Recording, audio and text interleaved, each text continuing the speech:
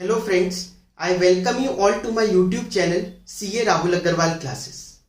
Friends, आज की class में हम लोग क्लास 11th की अकाउंट्स का डेप्रिसिएशन चैप्टर स्टार्ट करेंगे।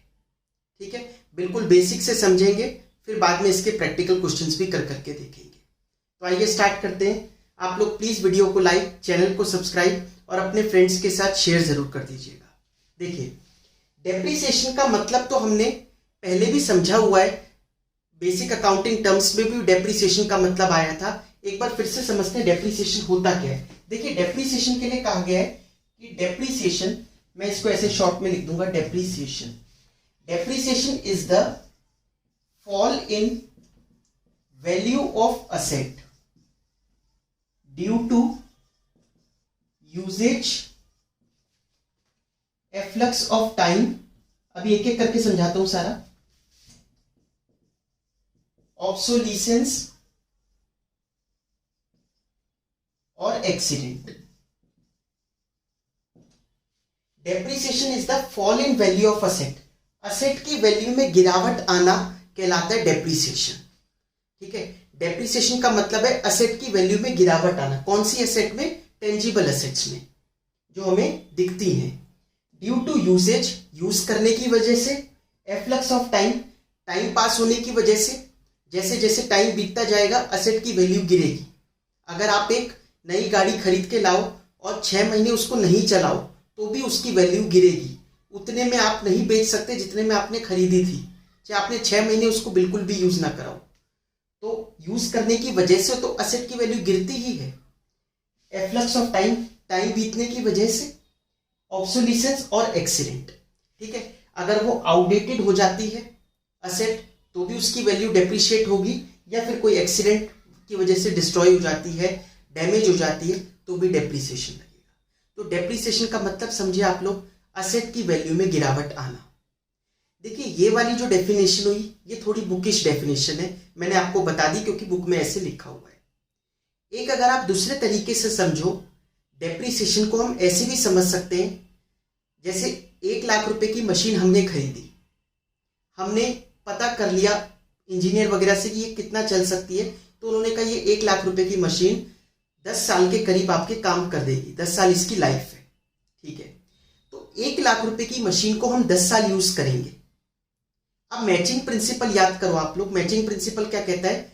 जो इनकम लिख रहे हो उससे रिलेटेड खर्चे लिखने चाहिए, है ना। तो जब हम 1 लाख रुपए की असेट खरीद रहे हैं, उसका खर्चा एक बार में कैसे ले जाए अपने एक्सपेंस में? जब हम उसको 10 साल तक यूज करेंगे, 10 साल तक वो हमें फायदा देने वाली है, तो उससे रिलेटेड इनकम हम 10 साल में कमाएंगे, तो खर्चे भी 10 साल में एलोकेट होने चाहिए। इस वजह से भी हम कह सकते हैं कि डेप्रिसिएशन लग रहा है। समझ में आई बात? तो डेप्रिसिएशन कुछ नहीं है, एलोकेशन है एक्सपेंस का ओवर इट्स यूजफुल लाइफ। धीरे धीरे करके हम बुक्स में खर्चा लिख रहे, रिकॉर्ड कर रहे हैं। आई बात समझ में? अच्छा, डेप्रिसिएशन को कैलकुलेट करने का तरीका क्या है? कैसे पता लगाएं कि कितनी वैल्यू गिर रही है? ठीक है, देखिए, इसके जो हमारे कोर्स में मेथड्स हैं वो 2 मेथड है। ठीक है, पहला मेथड है स्ट्रेट लाइन मेथड और दूसरा मेथड है रिटन डाउन वैल्यू मेथड। एक एक कर डिटेल में समझते हैं दोनों को। पहला मेथड मैंने आपको बताया फिक्स्ड इंस्टॉलमेंट मेथड, दूसरा होता है रिटर्न डाउन वैल्यू मेथड।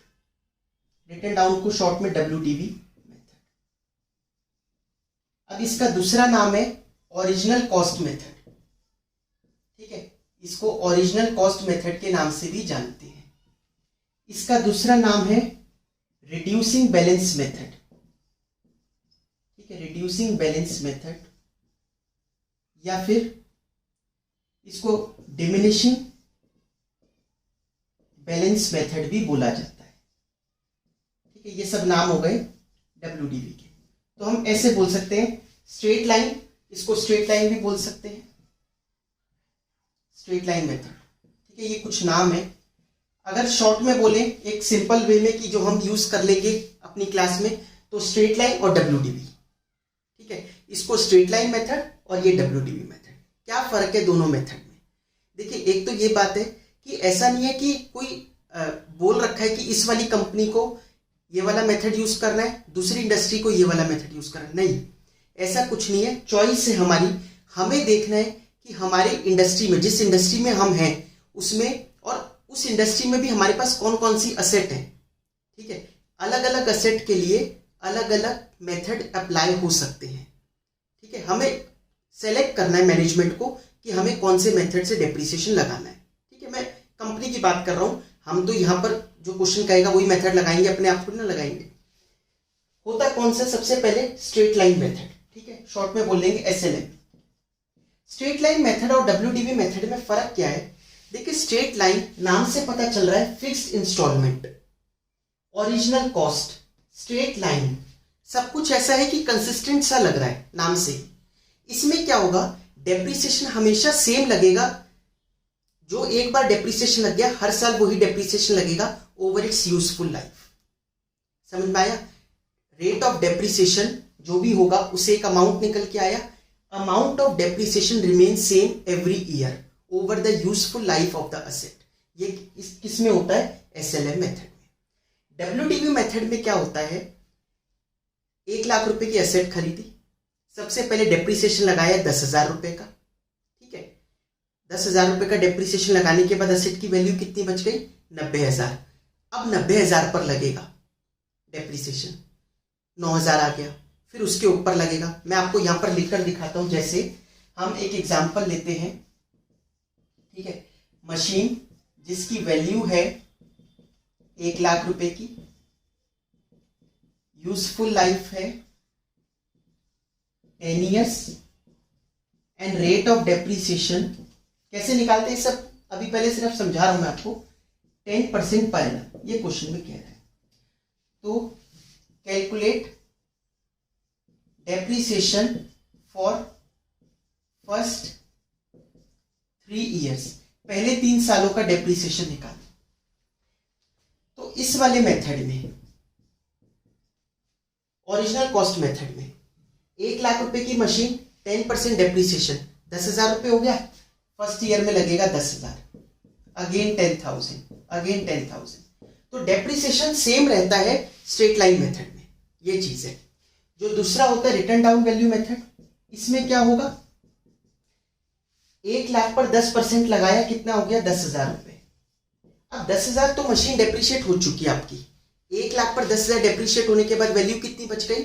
90,000। अब 90,000 पर 10% लगाओ, कितना हो गया? 9,000। अब 90 थी पहले वैल्यू, उस पर 9,000 डेप्रिसिएशन लग गया, कितनी वैल्यू रह गई? 81,000। उस पर लगाओ 10%, कितना हो गया? 8,100। फिर वो 81,000 में से 8,100 को माइनस कर देंगे, 72,900, फिर 7290 लगेगा उस पर 10%, ऐसे चलता रहेगा। फर्क समझ में आया? अभी मैंने आपको बिल्कुल समझाया नहीं, जस्ट एक ओवरव्यू दिया है कि दोनों मेथड में बेसिक फर्क क्या है। यहां पर डेप्रिसिएशन सेम रहता है हर साल, यहां पर डेप्रिसिएशन गिरता चला जाएगा। अमाउंट ऑफ डेप्रिसिएशन WDV में कम होता चला जाएगा। समझ में आ रही है बात? पक्का? तो देखिए, अब लिखना शुरू करते हैं, जैसे इसमें क्या क्या डिफरेंस होते हैं दोनों मेथड में।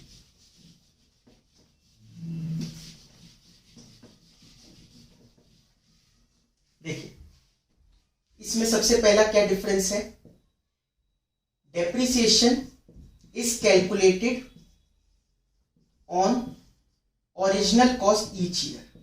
ठीक है, ओरिजिनल कॉस्ट पर डेप्रिसिएशन लगता है हर साल। लेकिन इस वाले में WDV में depreciation is calculated on return down value.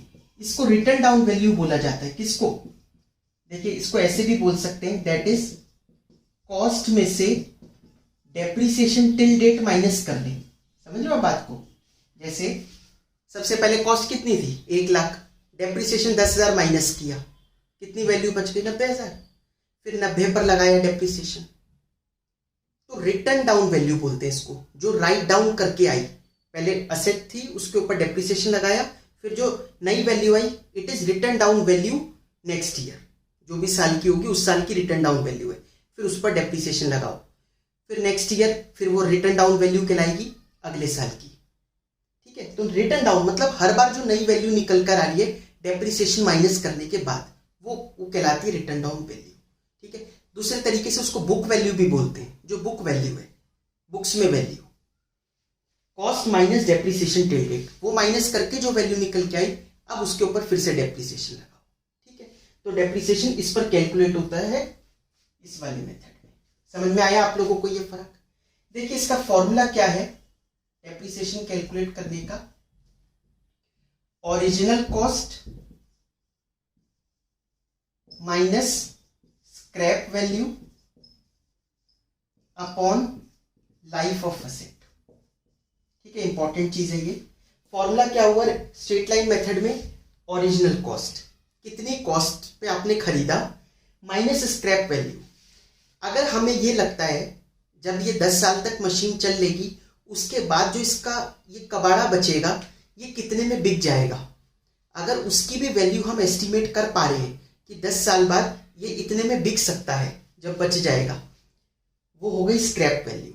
Scrap value का दूसरा नाम होता है रेजिडुअल वैल्यू। ठीक है, वो रेजिडुअल वैल्यू हो गई। ओरिजिनल कॉस्ट में से रेजिडुअल वैल्यू माइनस कर दें डिवाइडेड बाय लाइफ। माइनस क्यों कर रहे हैं भाई, ये वैल्यू तो आपकी रिकवर हो ही जाएगी ना, तो वो डेप्रिशिएट क्यों कर रहे हो, वो खर्चों में क्यों लिख रहे हो। जैसे अगर 1,10,000 की खरीदी आपने और आपको लगता है 10,000 तो रिकवर हो जाएंगे स्क्रैप में, बाद में जब ये स्क्रैप कबाड़ा बन जाएगा उस तब बेचने के बाद 10,000 रुपये मिल जाएंगे, तो 1,10,000 में 10,000 तो रिकवरी कर लेंगे हम, तो 1,00,000 ही रह गई ना वैल्यू। तो जिस खर्चा हमारा कितना रहेगा 1,00,000, 1,00,000 को डिवाइड कर देंगे लाइफ ऑफ असेट से, तो हर साल का डेप्रिसिएशन निकल कर आ जाएगा। आई होप आप लोगों को ये क्लियर हुआ होगा। ठीक है, इसमें देखिए फॉर्मूला क्या होता है डेप्रिसिएशन का, 1 minus scrap upon original cost raise to the power 1 upon life of asset. Formula क्या है डेप्रिसिएशन कैलकुलेट करने का, 1 माइनस स्क्रैप वैल्यू जो यहां पर लिखी थी ना, या residual value, upon original cost raise to the power 1 upon life. अब मैं या तो रूट कर दूं लाइफ का या फिर 1 बाय लाइफ, एक ही बात है ना, मतलब ऐसे भी लिख सकते थे ना लाइफ, या ऐसे लिखते हैं कुछ लोग n मतलब नंबर ऑफ ईयर्स, मतलब कितने साल की एसेट चलेगी। तो अगर इसको हटा दे रूट को तो वो 1 बाय लाइफ हो गया ना, 1 बाय n। समझ में आया, एक्सपोनेंट्स है, दोनों चीजें समझ में आ गई। तो स्ट्रेट लाइन मेथड क्या था जिसमें डेप्रिसिएशन सेम रहता है हर साल, WDV क्या है, डेप्रिसिएशन हमेशा नई वैल्यू पर निकलता है। अच्छा अब लॉजिक समझो, WDV में ऐसा क्यों हो रहा है कि डेप्रिसिएशन हम लोग कम करते जा रहे हैं हर साल। पहले साल डेप्रिसिएशन सबसे ज्यादा लगा, फिर थोड़ा कम लगा, फिर उससे कम, हर बार कम लग रहा है। देखिए क्या होता है, आगे आगे आने वाले सालों में असेट की रिपेयर एंड मेंटेनेंस का खर्चा बढ़ता चला जाता है। शुरुआत के सालों में, ठीक है, शुरुआत के सालों में डेप्रिसिएशन इतना नहीं, मतलब इतना रिपेयर एंड मेंटेनेंस की जरूरत नहीं है असेट को, अभी तो खरीद के ही लाए। उसके बाद जैसे जैसे टाइम बीतता है आप असेट खूब यूज कर लेते हो, उसके ऊपर रिपेयर एंड मेंटेनेंस का खर्चा बढ़ता चला जाता है। तो एक तरफ रिपेयर एंड मेंटेनेंस का खर्चा बढ़ रहा है, हम दूसरी तरफ डेप्रिसिएशन को कम कर रहे हैं, जिससे कि जो दोनों का टोटल हो एक्सपेंस वो लगभग सेम जाए हर साल बुक्स में। ठीक है, एक अंदाजा है कि लगभग सेम ही जा रहा है इसमें, बल्कि कहते हैं कई लोग कि इसमें ज्यादा अच्छे से जा रहा है। समझ में आया? तो अगर आप जैसे अपनी ऑफिस के लिए गाड़ी खरीदते हो तो आप कमेंट करके बताओ आपको क्या लगता है कि गाड़ी पर कौन सा मेथड अप्लाई करना ज्यादा बढ़िया है, WDV अप्लाई करें या फिक्स्ड इंस्टॉलमेंट अप्लाई करें, कमेंट करके बताइएगा। तो आइए इसका एक एग्जाम्पल कर देखते हैं, तब आपको और अच्छे से क्लियर होगा। A firm bought a machine for ₹7,40,000 on 1st April 2018 and 60,000 is spent on its installation। देखिए मैंने आपको जर्नल वाले चैप्टर में भी समझा रखा था कि जब भी हम कोई असेट खरीदते हैं उसके इंस्टॉलेशन के खर्चे जितने भी होंगे, ठीक है, उस असेट से रिलेटेड जितने भी खर्चे होंगे जो डायरेक्टली रिलेटेड है वो सब असेट में ही ऐड हो जाएंगे at the time of acquisition of asset. बाद में नहीं कह रहा रिपेयर के खर्चे, ठीक है। तो एक्वायर करते वक्त जितने भी खर्चे होते हैं असेट से रिलेटेड वो असेट में ही ऐड होंगे, अलग से नहीं रिकॉर्ड होंगे। तो इन्होंने मशीन खरीदी 7,40,000 की 1 अप्रैल 2018 को, 60,000 स्पेंड किए उसकी इंस्टॉलेशन पर, तो कितने की बैठ गई मशीन? 8 लाख की। ठीक है। Its useful life is estimated to be 5 years। इसकी एस्टिमेटेड कितनी लाइफ है? 5 साल की। इट्स एस्टिमेटेड रिलाइजेबल और scrap value at the end of the period was 40,000। Scrap value कितनी एस्टिमेटेड है? 40,000 की। तो 8 लाख की हमने असेट खरीदी, 5 साल बाद हमें लगता है ये 40,000 रुपये ये रिलाइज कर लेंगे हम। 5 साल बाद जब इसका कबाड़ा बच जाएगा तो कितने रुपए? हम 40,000 रुपये फिर भी रिलाइज कर सकते हैं। Find out the amount of annual depreciation and rate of depreciation. हमें हर साल का डेप्रिसिएशन निकालना है, कितना होगा? क्या फॉर्मूला बताया था मैंने आप लोगों को? सबसे पहले original cost minus scrap value divided by life. Original cost कितनी है?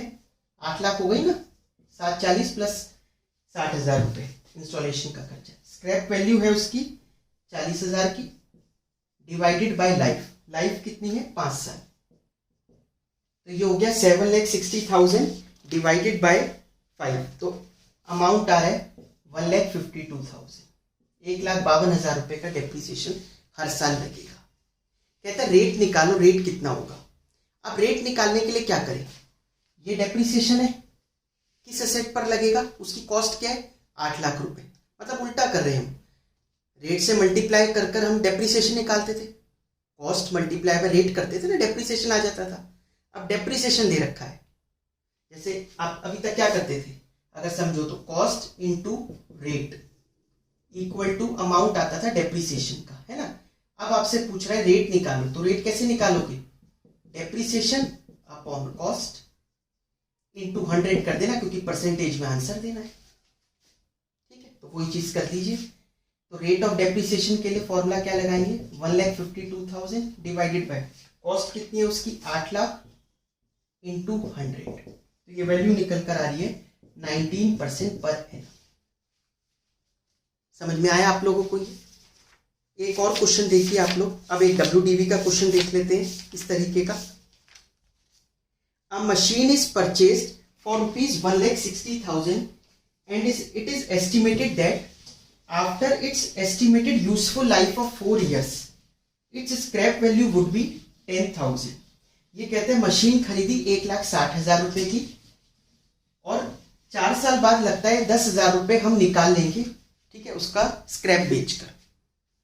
It is decided to depreciate the machine by diminishing balance method. ठीक है, डिमिनिशिंग बैलेंस मेथड से वो लोग डेप्रिशिएट करना चाह रहे हैं, WDV मेथड से। मतलब तो फॉर्मूला क्या था?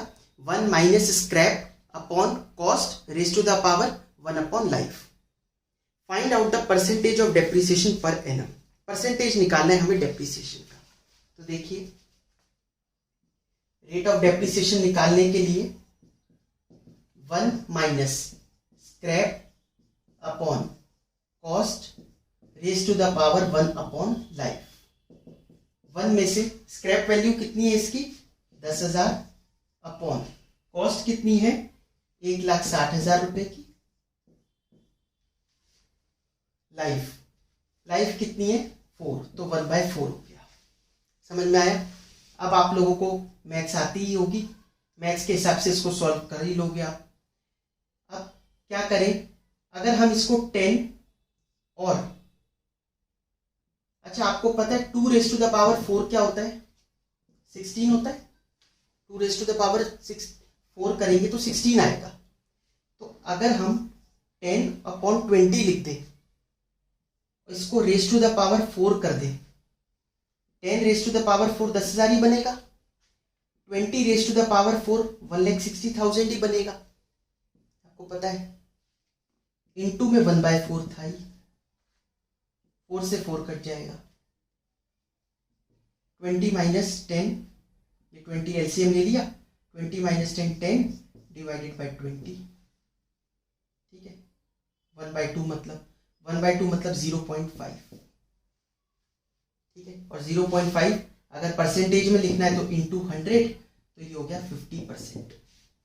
तो रेट ऑफ डेप्रिसिएशन आ जाएगा 50% का। क्लियर हुआ आप लोगों को? आज हमने बिल्कुल बेसिक समझा कि दोनों मेथड होते क्या है डेप्रिसिएशन निकालने के। ठीक है, स्ट्रेट लाइन मेथड जिसका डेप्रिसिएशन हमेशा सेम रहता है, और WDV मेथड जिसमें डेप्रिसिएशन हमेशा गिरता जाता है। अच्छा, सबसे पहले ओरिजिनल कॉस्ट में जो फॉर्मूला पढ़ा था वो क्या था? Original cost minus scrap value divided by life. ठीक है, ये तो अमाउंट ऑफ डेप्रिसिएशन आया। रेट निकालने के लिए depreciation divided by cost into 100, लेकिन WDV में सीधा रेट ही निकल कर आ जाता है। समझ में आया? ये बेसिक फर्क है। WDV में सीधा रेट निकल के आ जाता है, उसमें आपको 2 स्टेप करने पड़ेंगे। पहले अमाउंट निकलेगा डेप्रिसिएशन का, फिर उसके बाद रेट निकलेगा। ठीक है, प्लीज वीडियो को लाइक, चैनल को सब्सक्राइब और अपने फ्रेंड्स के साथ शेयर जरूर कर दीजिएगा दोस्तों। Thank you so much.